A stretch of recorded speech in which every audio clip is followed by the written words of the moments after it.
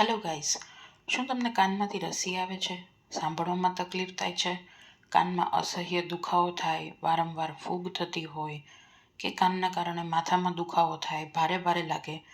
આવી બધી તકલીફ જ્યારે થાય ત્યારે આપણે લોકલ કોઈ બી મેડિકલ સ્ટોરમાંથી કોઈ બી ઇયર ડ્રોપ્સ લઈ અને એનું ટેમ્પરરી રિલીફ મેળવતા હોઈએ છીએ.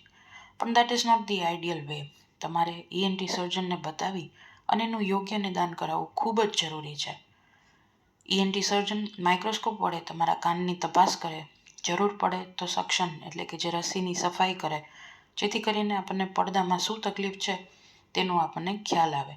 તમે જોઈ શકો છો આ બંને પડદામાં કાણા છે, પડદો ફાટી ગયો છે. તો આવા કેસીસમાં ટિમ્પેનોપ્લાસ્ટી એટલે કે પડદાનું ઓપરેશન કરાવવું ખૂબ જ જરૂરી છે.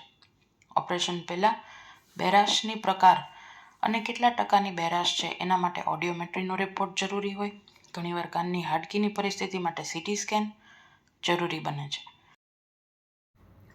ટિમ્પેનોપ્લાસ્ટી એટલે કે કાનના પડદાના ઓપરેશનમાં કાનની પાછળના સ્નાયુની ચામડી અથવા તો કાનની પોચી હાડકીનો ઉપયોગ કરવામાં આવે છે અને પડદો બૂરવામાં આવે છે.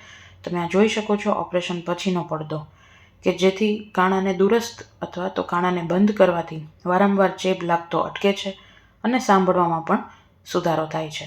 Stay happy, stay safe.